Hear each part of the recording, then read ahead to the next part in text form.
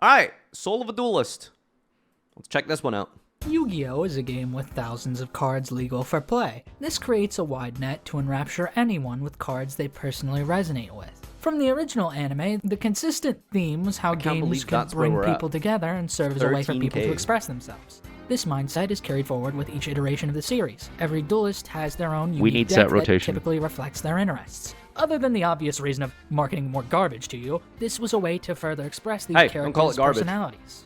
From jobbers like Bob Banter and his game show deck, Lorenzo and his BES deck to reflect his background in gaming as a world champ in a shooter game, to important characters like Revolver. This guy looks like Tristan, by the way.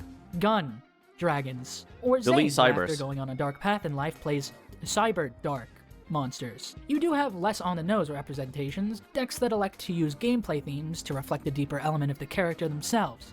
This sort of thing is rooted in the very origin of the game, from its name being King of Games, and Yugi himself loving games as a whole. The fact most decks aim to play Yugi's deck doesn't have a theme though, does it? If I think about Yugi's deck, first of all, there's like 100 cards. And it's just a mishmash of like, here's some spellcasters, here's some, here's the Alpha, Beta, Gamma, there's a couple of machines thrown in there, there's some fusion support, here's the Jax Knights, like, it's kind of just like stuff. Toys, I guess, is maybe a sort of a definition. Something like that. A little bit of Egypt. Entirely different axis is a reflection of the player's identity in some ways. Not everyone... What do you think the identity of a weather painter player is? I'm slow and boring. ...is living their life the same way. The game of Yu-Gi-Oh! Is Flower somewhat Guardian. of a vehicle to share their I enjoy Yu-Bell, but very well never thought to I prefer cards the game instead. helps form bonds with people, not just in the anime, Mahjong. but in real life. People's decks often become inextricable with their very own soul. This fact can be just as much a bane as it can be a boon. But let me split up discussion of it into two categories before we touch on that. First, we'll start with the romanticized. All too often, when it comes to the anime, people will compare themselves to characters. Almost universally Kaiba. However, I think the true character who compares themselves to Kaiba? They're aware of it or not, is Jack Atlas. If you compare yourself to Kaiba, you could be a sociopath. Decks can sociopath. become their very own soul. This pride Genuinely, in their seek favorite help. deck manifests in a passion for the game that most don't even have. This burning desire to improve and potentially further innovate their favorite deck. This is something most people don't consider when playing the defined meta. There's a motivation to evolve, and I find that to be one of the more interesting underlying aspects of the game. Doubling back to the anime, there are those who desperately want to emulate the very duelists they grew up watching, as playing the deck is very much a way of connecting the game to those nostalgic memories. Personally, I'm not one for anime decks, but whenever I think of scenarios that play out like I'm trying to think of a deck I watched in the anime that made me go like, holy crap, bat chess, I want to build this. I really can't think of anything. Okay, to be fair, Zane did sort of pill me on Cyber Dragons, I'm not gonna lie. And then I tried it and it was like, wow, this is a really bad OTK deck. I was playing like Trap Stun and Threatening Roar in like 2014 to just stall so I could draw Power Bond. It's something unmatched. Things yeah, like it doesn't really work like that Wingman anymore. And favorite hero to add a big monster to then burn your opponent for game. It's moments that let you relive nostalgia while also making a new memory that in itself will become nostalgic in time. That is the facet of anime decks that shines brightest. Nothing to do with the meta relevance of Yu-Bell, surely, right? Wanting to be like Yugi and wanting to be Yugi. I don't want to be Jaden. I want to stand toe-to-toe with him. I don't want to be the king. I want to dethrone him. The ideal, being on that same level as the greats. The idea of pursuing your own authentic best self with the game. This can come in the form of finding non-anime decks to latch onto, with multiple varying factors ultimately affecting their draw on people, from an archetype's general aesthetic to its actual playstyle. For some, also how competitively viable the deck proves itself. Goblin Pirates is a weird aesthetic, isn't it? It doesn't mean you're going to be the I see the appeal, though. I was going to joke about Nice. Unless you play this deck, Thank you for 69 then months, upon Bolting. looking at every card and going, no, there are people that do play these. Or Sarctic, you bet there are people that play them. Digital Bug, I'm familiar. There really is something for everyone. What do you think the Digibug community does, man? Hey guys, you guys read this card, Earthquake? It's crazy. It puts things into defense position. Digibug players. I mean, my god, like there's so many archetypes, and it's like nanobots. That's a cool theme, right? Like that is a cool theme. But how much can theme carry you to like play a deck? You know, I love the idea of like Dragoonity, But when you play something like Dragoonity, it's just like, okay, well, I mean, this is just bad Dragon Link. What if I just play Dragon Link, you know? There comes a point where it's like, wow, the theme is just not doing it for me. BA, to be fair, for me, BA like is nothing to do with the theme. I just really like the playstyle of BA. Unfortunately, you know, it's not strong enough these days, but for some, actually, funnily enough, on the opposite end of that spectrum, theme is irrelevant to a lot of people. Some people just really like a certain type of playstyle. Everybody. There are entire communities around archetypes. Unless, of course, you're talking about Dark Scorpion, in which case, I am the one and only.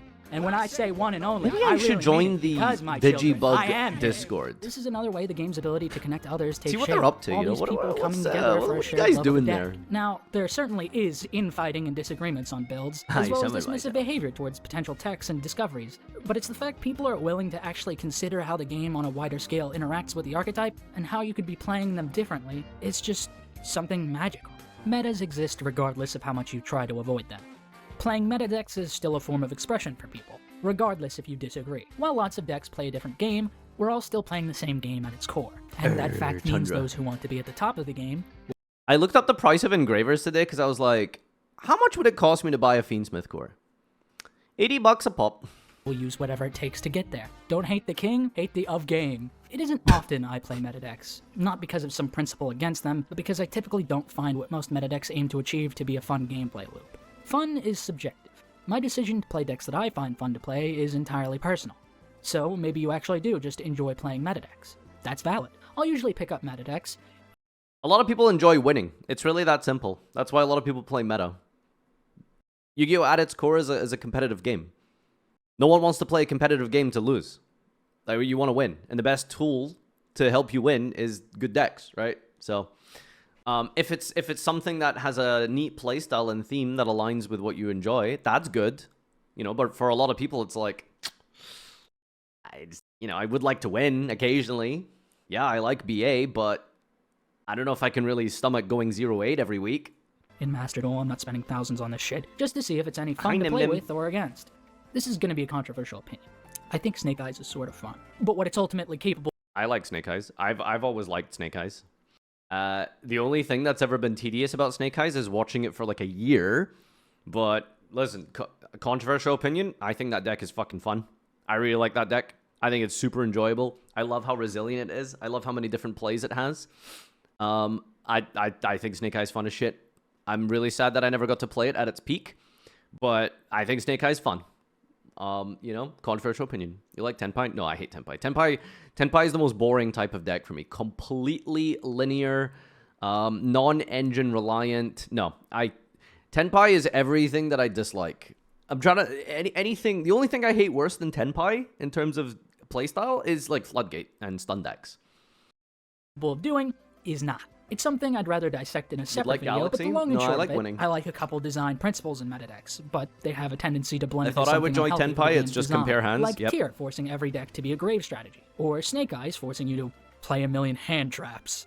I bring this up because I feel like people don't fully weigh just what is off-putting about a meta. What about deck. Tenpai Not really Fiendsmith? trying to Sadly, I've understand never why played its that, so I power is wouldn't know, insane, but and if it's actually unhealthy for the maybe game. it's fun. Making excuses because The idea of Tenpai and being a meta combo deck could be cool, As a though. community, we could all just agree to ignore every single archetype in the game and play Goatee mirrors for every event till the sun explodes. Do you suddenly hate Goatee because it's meta, or do you hate it because there's an aspect of the deck you find frustrating to play against? Being able to make that distinction between... Goatee is a good example of a deck that might be actually enjoyable and fun for me, but the theme is so off-putting.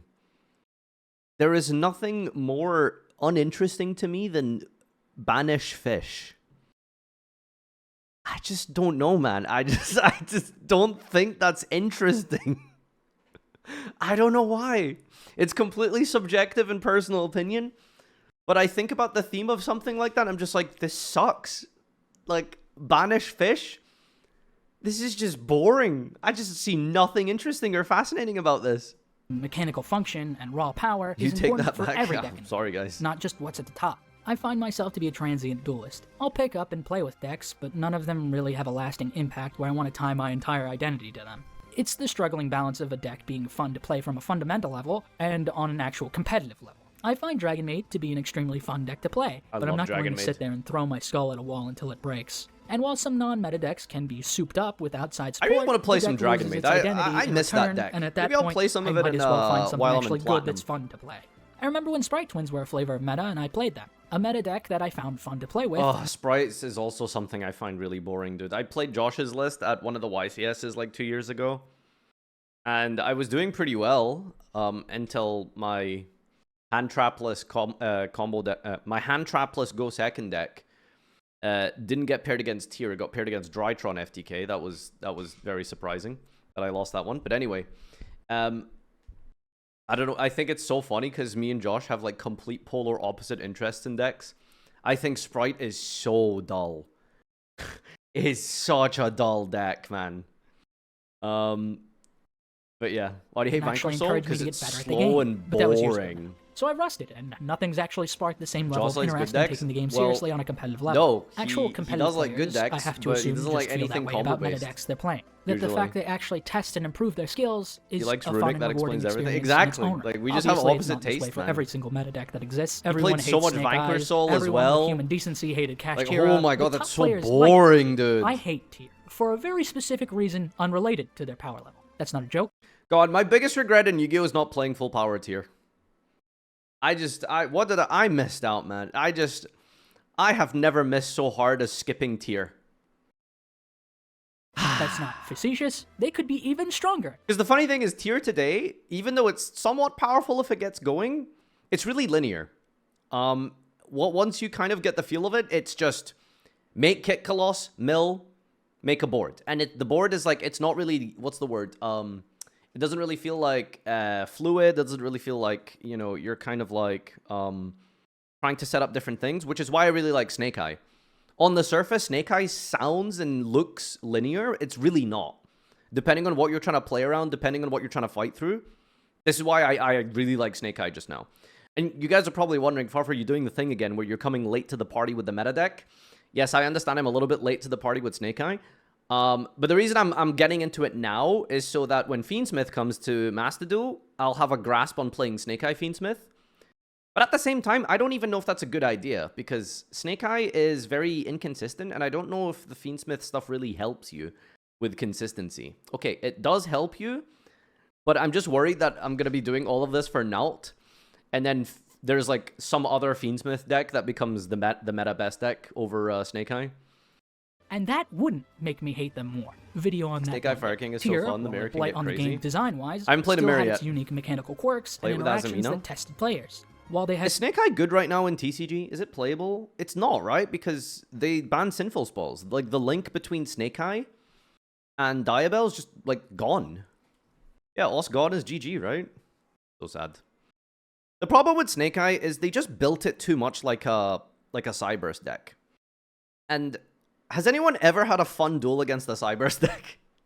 had their share of fun cards, there was still enough going on in actual gameplay that top players. Like, don't get me wrong, Snake Eye is But really this fun to tier zero play predicament brings us back against. to the root of the video. It's When not people fun. see their decks as their souls, a tier Me 0 with finger? format means they just aren't allowed in it. It is why I think tier 0 formats are a bad practice, regardless of how accessible they are price-wise. Not that they are. Not everyone is going to like the tier 0 deck. Different strokes for different folks. Okay, we've been over It's the tier banking 0 on discussion like multiple times. But by and large, for the overall health of the game, tier 0 is bad. The occasional once in a while best 2 decks or something, but that's not really tier 0, is fine. But when you literally have like one single deck and nothing else, ugh. Ugh. something being universally loved for there to be a healthy relationship in the game. Just like Tier there has 0 to be was someone cinema. that loves playing Snake Eyes for its meta elements. was pretty fun There to has to be watch. someone who hates playing Tier for its meta elements. A Tier tier 0 mirror formats don't was really pretty fun work. to watch in Master Tier Duel. 0 engines, on the other hand, But after are a 6 months, it was decent like, idea. okay, can we An move on? engine that elevates multiple different decks to feel strong on a competitive level, bringing out variety and expression for a lot of people. Insane that this was like a meta like engine in everything. And it's just like full power now and it's garbage. Isn't that crazy? I can't believe how quick the game is like advancing. This was just in every deck. And it's unreal how far it fell off. I remember so much hate for the adventure engine. This is so broken. It's so insane. Why the fuck can you set up an Omni Negate before you even play your deck? It's so OP. And then it's just bad now. It's crazy. People to experiment with. Of course, there's the issue of the associated price. I guess because, like, While you know, I think normal this summon is better really for people's important. There enjoyment isn't of the really game, anything I good to still normal don't summon think it's anymore. very healthy card design wise in the long term. Except but that's a topic for tuners another video. for Halka One of the major Fibrex. concerns of these views on one's own And now deck because we don't begins to have that, I rear guess its it's ugly just head, though. eh. No. What the hell are you doing? Why would you summon that? Are you stupid? The mental struggle of watching someone fumble a deck you play. On the one hand, it is entirely understandable. How do you for your fumble blood pressure Sword to be Soul? spiking. I'm not going to pretend like I'm Okay, not to be also fair, guilty you of can this. fumble I Sword too Soul. am prone to I don't know screaming how, like but you can. like a Neanderthal when Doug Zeef messes up the basic combo of Vanquish Soul. But I'm also What is with the DZeef shade? What's with the DZeef shade? Where did that come from? Also, when did Doug mess up a Vanquish Soul combo? aware that actually verbalizing that frustration is what has psychotic DZeef behavior. done? How did he won mess every up? When duel he was opened this? with Rosin. So, as far as I'm concerned, he played the deck correctly. This aspect of attachment to decks is entirely irrational. I can't believe he said Rosin, by the way. Feel. It's the opposite. You know, like, Yugi YouTubers get so much shit for mispronouncing words, but raisin is literally from the word to raise. Raise. To level to the ground and demolish and destroy. It's literally in the card effect. Raisin. N? Get it? Rizzler? Vanquish Soul, risen. End of the spectrum, another conflict with this attitude towards cards is a little more rational. That deck is ass. Isn't that deck ass? These are two similar statements, talking about but they EA. hold different weight. The first is entirely dismissive and reductive of anything remotely constructive to the deck, while also being fully sure of that assessment. The Yu-Gi-Oh community has a bad habit of letting results dictate a card's worth. Then when they lose to said bad card, they start kicking and screaming that it's broken. The latter statement, while still dismissive, Can lends you think of an interest in example the of deck's that? actual inner workings. It leaves room to understand what is actually bad about the deck. Being a question also means What is the difference between this statement and this statement? Okay, sure. We don't need to micromanage every piece of language. If someone says a deck is ass, you can just use your brain and assume they're being a little bit hyperbolic. They're being a little bit exaggerating a little bit. But ultimately, like, you know, it's still like something that doesn't need to be like micromanaged in a discussion like this. Yes, okay, it's one is reductive, one is inquisitive, but ultimately you could interpret this as reductive as well. Like this is kind of a rhetorical question. Isn't that deck ass? That's, you know, that is still a little bit reductive and dismissive. they don't believe it as definitive gospel. Anyway, this is just their like current goal posting. understanding. Being aware Bro, of why are you contextual mad that I power just is a asked the good thing. question? I don't think it's Yeah. magical. It's you know, you're inferring something from this. It's like Farfa is shit at Yu-Gi-Oh. That's the first statement, right? Isn't Farfa shit at Yu-Gi-Oh? Like, come on, that's like, you're basically just saying the same thing. Do you know what I mean? Changes the One of them perspective is on just cards being shrouded good, with a but little having bit more an actual politeness. understanding of their place can Which lead to more arguably is productive more assessments. offensive. Like thinking of actual effects Because the deck first could person use is just to better being, facilitate like, certain they're just cards. giving their I take. think that is the healthiest The view of second cards. person is, not just you know, for the players, being a but little bit more obviously conniving, whoever a little bit more Konami's cunning designing there. them. There are over 12,000 cards. Isn't Farfa bad at reducing Twitter? most of them to Kaiba, just link me your garbage is Twitter, how I'll cards end unblock up you. Underexplored. Just please How many don't post, like, times has 17 something been images discovered for just meme from review? people giving it the time Like, of day? 2 or 3 Finding cards submissions that is facilitate fine. a weird mechanical You post, niche like, that 20. suddenly turns the strength of a deck on its head. As someone who has a series Twitter.com, talking thanks. about garbage, you don't truly realize how bad it is until you fully understand the fundamental level of poor design on display. What I'm saying is, you must be subject to the same torture before you run your mouth. This sentiment blurs into another issue. Even when the lightest criticism is levied to a deck, it's an attack on them personally, even if it isn't a reductive hollow assessment. It's likely a result of how reductive the community has been towards decks historically. I love Suship. It's my favorite Exceed, but I'm entirely open. I don't get, but can I've never understood. Like, sure, there's like a thematic aspect to it, I guess. But what's the appeal to Suship? I don't get it. It's just bad Ryzeal. Okay, so before Ryzeal, it was also popular. It's just a rank 4 deck. Like, what is the appeal? I know it's completely subjective, right? I know, but like, what is the appeal? Sushi funny? That's like, I like rice. What's the appeal here, man? What's the fucking appeal with this deck? I've never understood the hype with Suship. How are you giving out so many bad takes? These aren't takes. These are just subjective personal opinions. We're all allowed to disagree with each other on this. But what is the appeal with Suship? Yeah, okay, I know some people are probably just like, bro, why do you like Sword Soul? What's the difference between making a rank 4 and making a sync 8? Right? It's like thematically kind of the same thing. Make a synchro, make a synchro, make a synchro, make an XE, make an XE, make an XE, right? I get it. I get there's like a parallel there.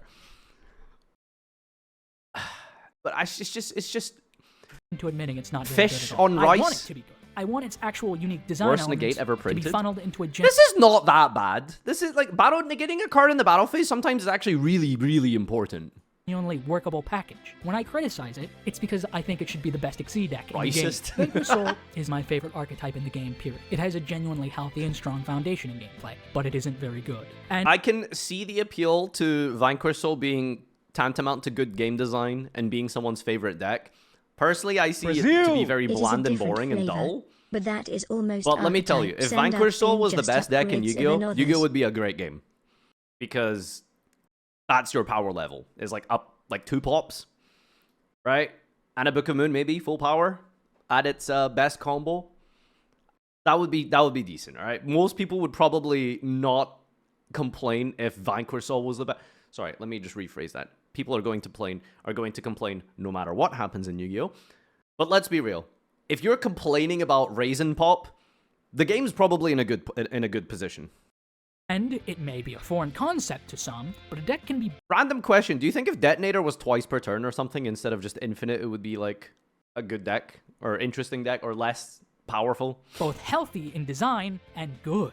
In my video where Best I Vanquish say Souls I were loved Fenrir the Shifter deck, and people still made Peekaboo. the Oh claim yeah, that I was that was also a unfairly very shitting on important them, aspect. or of that the I deck. just hated it. Vanquish Soul almost made me want to play competitively, but its most competitive build is ass. It's dependent on coasting by with staples, since you likely won't draw Rosin. He because they couldn't be recognized bothered it! To give the deck a normal searchable search spell. It's a miserable experience, especially when the powerful staples don't actually This help. is my favorite bad deck player, is when they recognize these things, okay?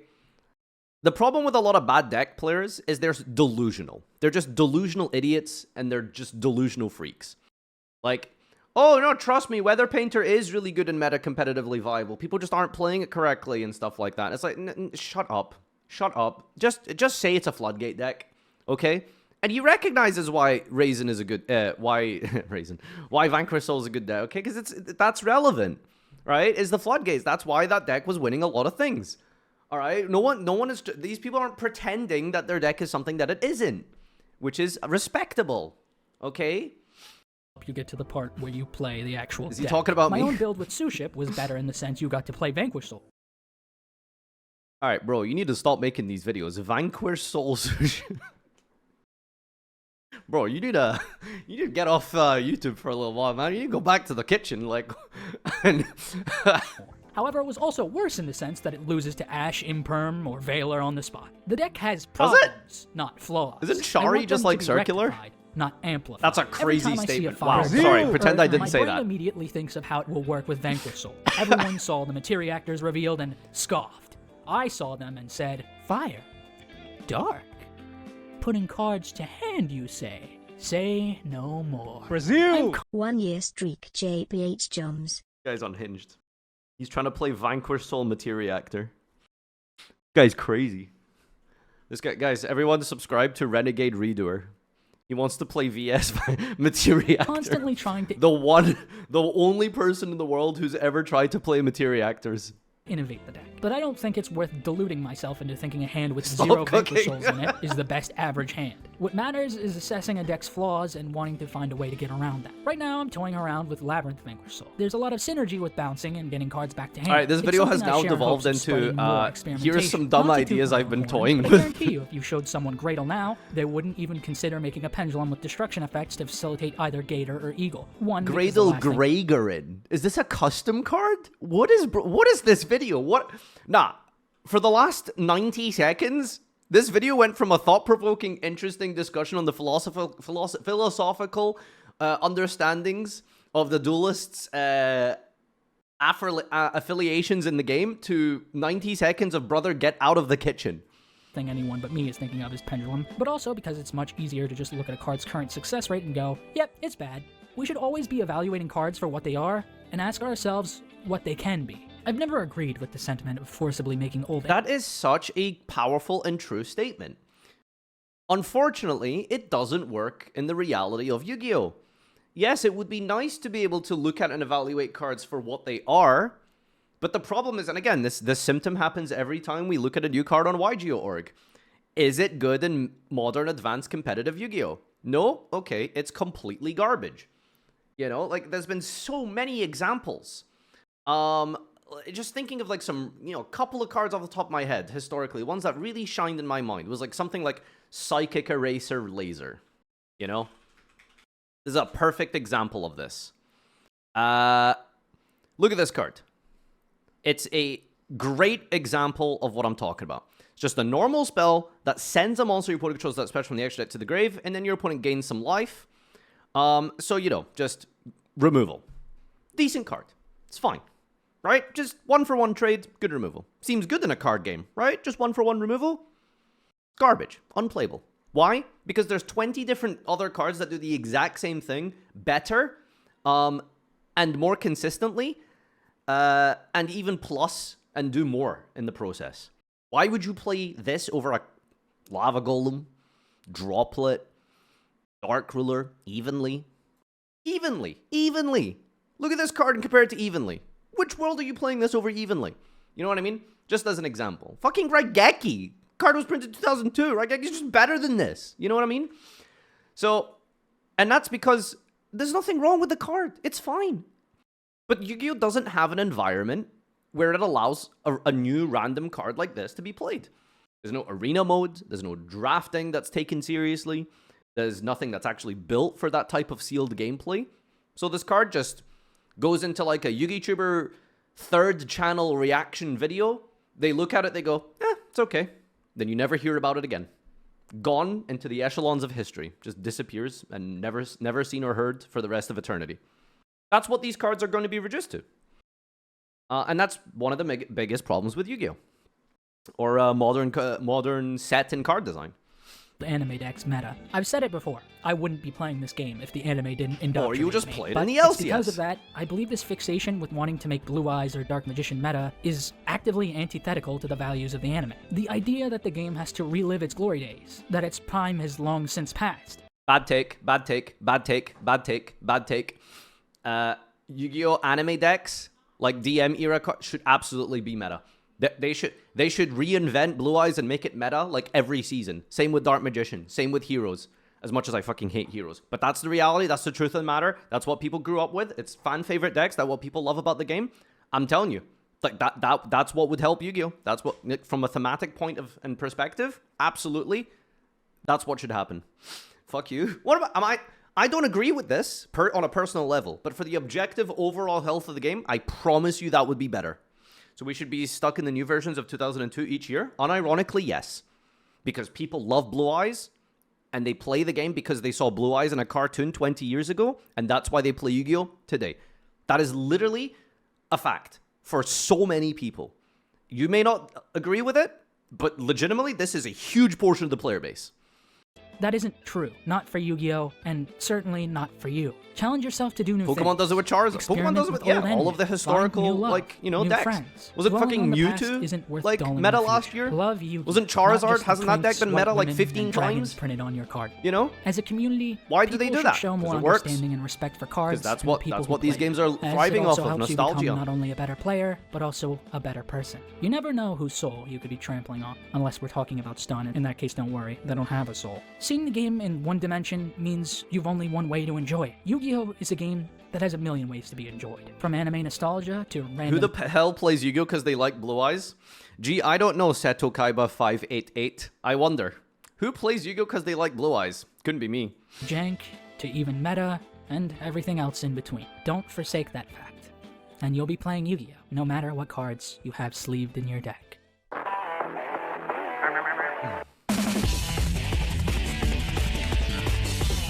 Alright, cool video. Shout outs to Renegade Redoer. That was a very interesting, thought-provoking deck. He needs to stop discussing his deck building ideas. No one needs to see this Materiactor Vanquish Soul replay. I do, I need to see it. He should duel me with it. That would be crazy. But yeah, go subscribe to him, check out his content. This is posted months ago. which is good because I don't want to steal any views. So, yeah, go give him some love. All right, bye.